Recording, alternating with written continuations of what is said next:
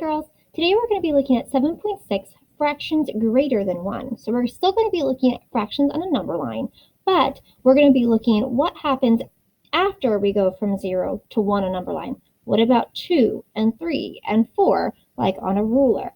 What do we do with the fractions then? Before we begin that, though, we want to go ahead and write down what we already know about fractions. So looking at this picture, what is this fraction of the shaded part? Okay, you'll just write your answer here. What is the shaded part? What's the numerator over the denominator?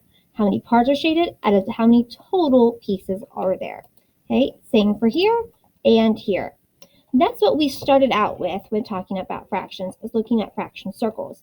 But yes, last time we talked about fractions on a number line. So here is a question that is on Evaluate that you will see again this week. So it says, Craig claims that the segment with endpoints at 0 and p, right here, represents the number 1/5 on the number line from 0 to 1. Is Craig correct? And then here are different answer choices.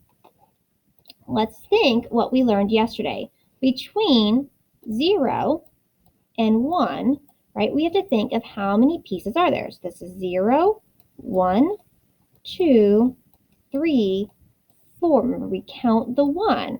So this really would mean 4/4 and 0/4. So we're trying to figure out what is P. Craig says that the answer, this is 1/5. Is Craig correct? Go ahead and show your thinking. Is Craig correct? Yes.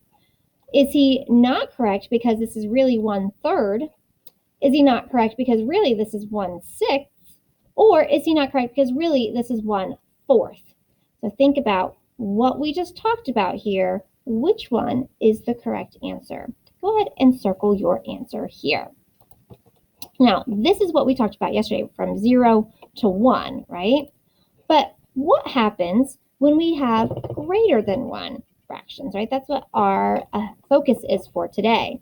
So here is an example. Use pink fraction circle pieces, remember, that looks like this, those are halves, to show 1/2 of an apple, 2/2 of an apple, and 3/2 of an apple.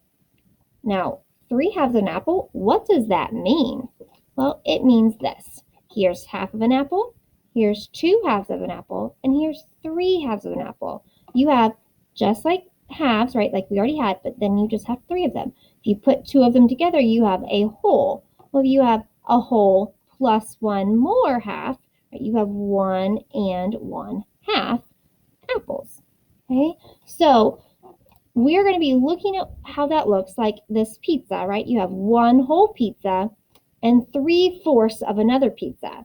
So that really means you have 1, 2, 3, 4, 5, 6, 7/4. Okay, this is actually a 4th grade standard. So if this is confusing, it's okay. We're just getting a little bit of background knowledge so that when you go to 4th grade, you'll have seen this before.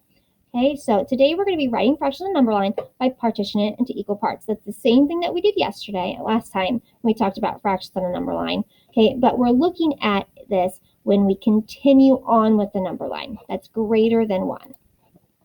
So let's look at our new learning. Okay, we learned already about fractions on the number line. You can watch this video again if you would like. But then we also have our new learning, right, where we have fractions here. So if you look, it says, what is the location of point C? Okay, you can see here, number lines can show fractions greater than 1. So here's 0 to 1, but then here's 1 to 2. And C right here, I need to be able to count. Well, how many lines are between 0 and 1? There's 0, 1, 2. Number 1 you count as 3. So this is really 3/3. And you can see it here. 0/3, 1/3, 2/3, 3/3, right? 0 to 1, and then it goes all the way over here to 2. So you say 3/3, 4/3, 5/3, 6/3, because 6 divided by 3 is 2. So it's a little tricky. You can watch this video, and it helps explain a little bit more about how we can have these types of fractions. I'm going to go ahead and pause here, and then I'm going to come back and show you what this is going to look like on today's lesson.